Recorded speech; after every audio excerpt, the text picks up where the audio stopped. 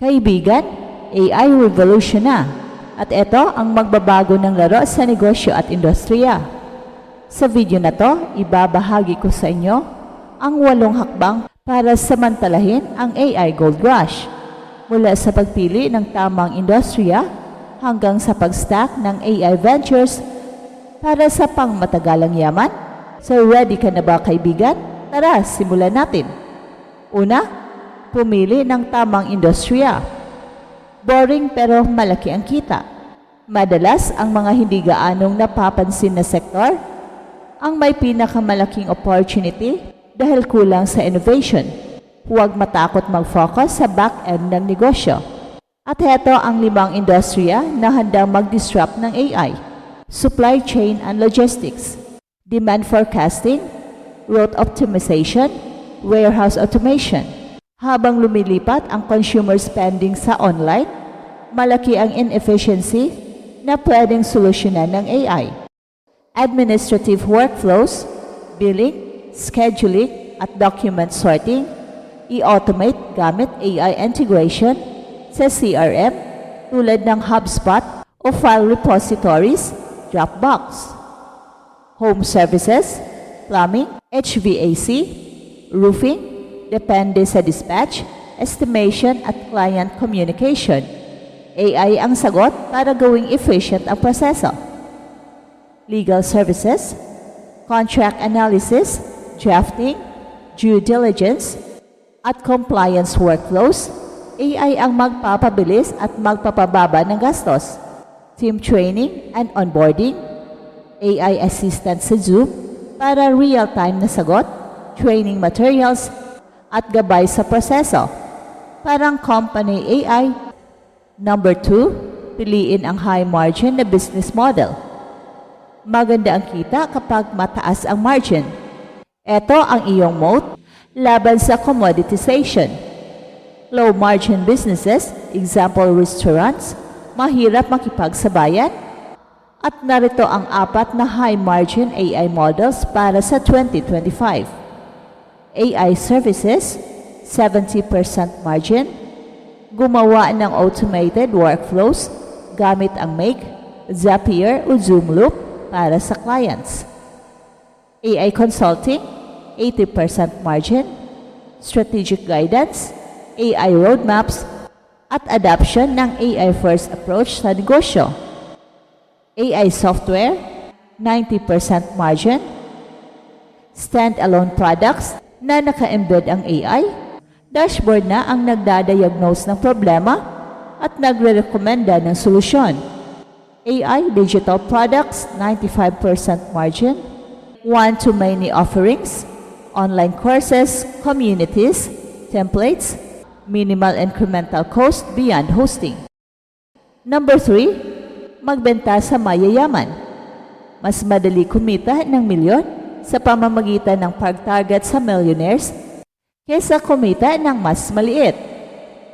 5 networking hacks, industry events, dumalo o tumulong mag-organize ng conferences, makakakilala ka sa mga speakers at VIPs. Hyper-personalized cold emails, bawat email isulat mula sa simula, banggitin ang nagawa o proyekto ng recipient para ipakita ang halaga mo. Interviews, podcast, flattering marketing, imbitahin sila sa podcast para makasama ka sa radar ng top decision makers. Host meetups, weekly Zoom, o in-person roundtables para mag-share ng insights at bumuo ng community. Founders dinners, intimate, team-focused dinners para mag-connect ng mas malalim sa local AI founders at executives. Number 4, gumawa ng high cash flow offer. Cash flow ang nagpapaandar ng paglago.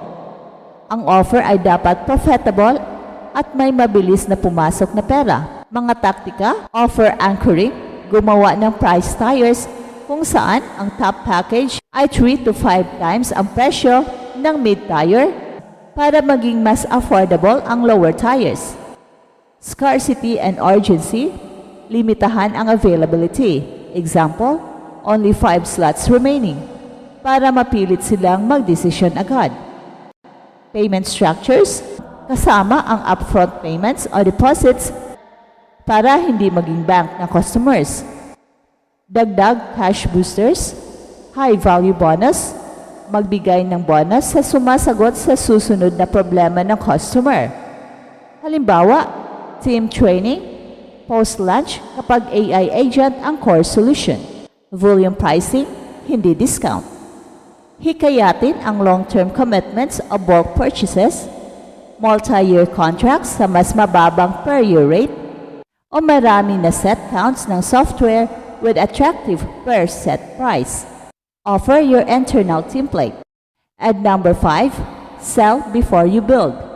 Maraming founders ang nag-aaksaya ng oras at pera sa development ng wala pang proof of demand. I-pre-sell mo na. Gumawa ng paper sketches, Figma mock-ups, at high-fidelity simulations sa Envision. Founding 50 early adopters, hanapin ang industry insiders na co-create, kapalit ng preferential terms, priority support, roadmap influence, o public acknowledgement. Ask for advice, not money. Kapag humingi ka ng advice, mas bukas ang loob nila.